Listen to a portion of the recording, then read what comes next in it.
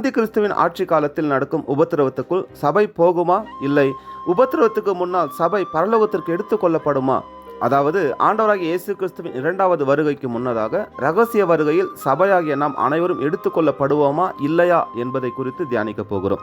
Israel ஜனங்களின் கடந்த காலம், நிகழ்காலம், வருங்காலத்தை குறித்தும் நாம் தெரிந்து கொள்ள வேண்டும். 7 வருடம் அந்தி கிறிஸ்து ஆட்சி செய்வான் என்பது நமக்கு தெரிந்த ஒன்று. அப்படியானால் அந்த ஆட்சி அவனுக்கு கொடுத்தது யார்? ஏன் அவன் வெளிப்பட வேண்டும்? பாருங்க, இஸ்ரேல் ஜனங்கள் எகிப்தின் அடிமைத்தனத்திலிருந்து தேவனால் மீட்கப்பட்டு வாக்குத்தத்தம் பண்ணப்பட்ட கானான் தேசத்திற்கு 40 வருடம் வனாந்தர வழியாய் உள்ளே போனார்கள். அங்கே அவர்கள் தேவனுக்கு கீழ்ப்படியாமல் அந்நிய தேவர்களை வழிபட ஆரம்பித்தார்கள். அவர்கள் தேவனை விட்டு வழி விலகி கர்த்தருக்கு கோபம் மூட்டினார்கள். கர்த்தர் அவர்களை அந்நிய தேசத்தின் ராஜாக்களிடத்தில் ஒப்பு கொடுத்தார். உபத்திரவம் தாங்க முடியாமல் அவர்கள் மனம் திரும்பி கர்த்தரிடத்தில் கூக்குரலிடும் போது இரட்சகர்களை கொண்டு கர்த்தர் அவர்களை விடுதலை செய்தார். இப்படியே இது தொடரும். நியாயாதிபதிகள் காலத்தில் ஆரம்பித்து ராஜாக்கள் காலத்தில் அசிரியர்கள், பாபிலோனியர்களிடத்தில் கர்த்தர் ஒப்பு கொடுத்தார். பின்பு இயேசு கிறிஸ்து பூமிக்கு வந்தபோது அவர்கள் ரோமர்களிடத்தில் அடிமைகளாக ஒப்பு கொடுக்கப்பட்டிருந்தார்கள். அவர்களை ரட்சிக்க வந்த இந்த உண்மையான இரட்சகரை ஏற்றுக்கொள்ளாமல் அவரை சிலுவையில் அறைந்து கொன்றுவிட்டார்கள். தீர்க்க தரிசனத்தின்படி இயேசு கிறிஸ்து உயிர்த்தெழுந்து பரமேறி போனவுடனே அவர்கள் 7 வருட உபத்திரவ காலத்திற்குள் அந்தி கிறிஸ்துவின் கையில் ஒப்பு கொடுக்கப்பட்டிருக்க வேண்டும். ஆனால் புறஜாதியாக நாம உள்ளே வந்ததால் இப்பொழுது நமக்கு ஒரு விசேஷித்த வாய்ப்பு கொடுக்கப்படுகிறது.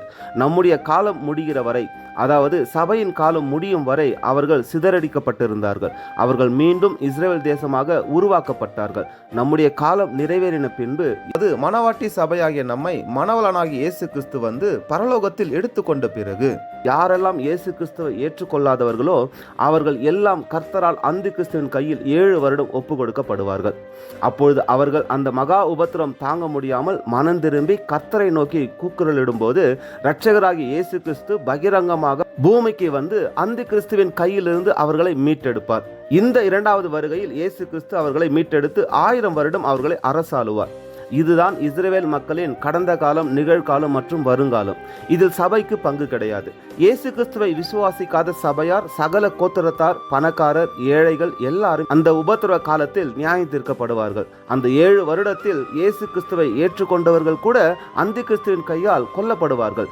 இப்படிப்பட்ட மகா கொடுமைக்குள் நாம போகக்கூடாது என்பதற்காக தான் கர்த்தர் நம்மை எச்சரிக்கிறார். மத்தேயு 24வது அதிகாரம் 42வது வசனம், 25வது அதிகாரம் 13வது வசனம், மார்க் 13வது அதிகாரம் 33வது வசனம், லூக்கா 21வது அதிகாரம் 36வது வசனம், வெளிப்படுத்தின விசேஷம் 3வது அதிகாரம் 10வது வசனம், 11வது வசனம், 20வது வசனம், 21வது வசனம், இவைகளை வாசித்து பாருங்க. அப்படியானால் சபையாகிய நம்முடைய காரியம் என்ன? அதை நாம் அடுத்த பதிவில் பார்ப்போம்.